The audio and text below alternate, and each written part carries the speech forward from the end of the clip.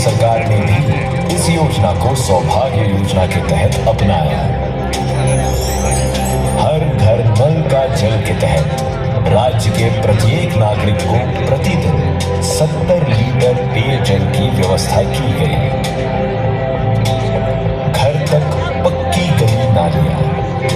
इसके तहत सभी गांव शहरों में रहने वाले टोलों मोहल्लों में पक्की गलियां बनाई गई और पक्की नालियां निकाली गई। इससे गरीब से गरीब तबके का विकास हुआ।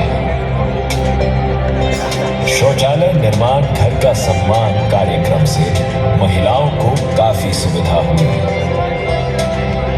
अवसर बढ़े आगे बढ़े योजना के तहत युवाओं को अपने कौशल, हुनर एवं उच्च शिक्षा में आगे बढ़ने का मौका मिला।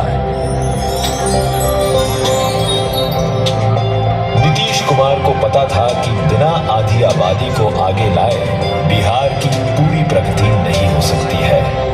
उन्होंने महिलाओं को मुख्य धारा से जोड़ा, उनके प्रति भेदभाव को दूर करने के अनेक उपाय किए। पंचायती राज संस्थाओं एवं नगर निकायों में उन्हें 50% आरक्षण प्रदान किया। महिला पुलिस बटालियन का गठन हुआ। महिला पुलिस थाने बने। जीविका के माध्यम से ग्रामीण बिहार में मौन क्रांति आई और इस कार्यक्रम ने गरीबी उन्मूलन में बहुत बड़ा योगदान दिया।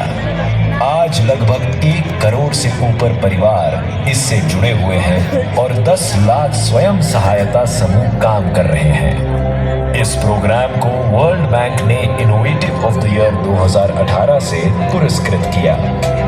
आज भारत सरकार ने भी इसे अपनाया है और आजीविका प्रोग्राम के तहत इसे पूरे देश में लागू कर रहा है। बिहार वासियों को उनकी विरासत याद दिलाने के लिए कई बड़े बड़े इमारत मॉन्यूमेंट्स बनवाए, चाहे वो सम्राट अशोक कन्वेंशन केंद्र हो या गंगा तट पर पाटलिपुत्र को याद करता हुआ सभ्यता द्वार, चाहे वो गांधी जी की प्रथम कर्मभूमि को याद करता हुआ बापू टावर हो या बुद्ध को याद करता हुआ राजगीर का नया दर्शनीय स्थल घोड़ा कटोरा या पटना का बुद्ध स्मृति पार्क। 12 करोड़ जनसंख्या वाली बिहार राज्य में एक भी ढंग का कन्वेंशन सेंटर नहीं था।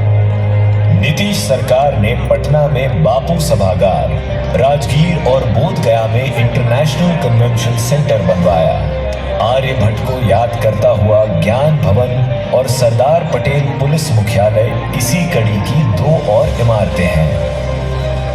नीतीश सरकार ने पूरी दुनिया के मानचित्र पर बिहार को फिर से खड़ा करने के लिए देश के सबसे सुंदर संग्रहालय की स्थापना करने का निर्णय लिया और आज इस बिहार म्यूजियम का नाम न केवल देश के प्रथम म्यूजियम में है बल्कि पूरे विश्व में यह अपना परचम लहरा रहा है। राजगीर जू सफारी और ग्लास ब्रिज को देखने के लिए दर्शकों का तांता लगा रहता है। हरियाली मिशन के तहत राज्य का हरित भूभाग लगभग 2 गुना हो गया है।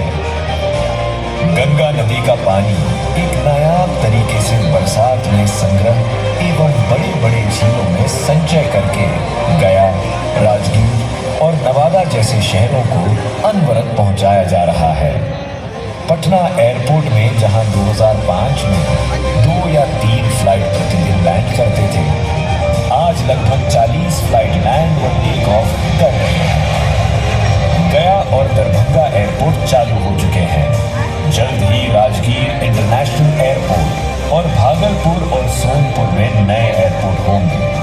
बेड़ा और पूर्णिया से भी हवाई यात्रा जल्द ही शुरू होगी। कॉल सेंटर के माध्यम से लोगों को सूचना मुहैया कराने के लिए बिहार को ई गवर्नेंस के 2008-9 का राष्ट्रीय पुरस्कार मिला।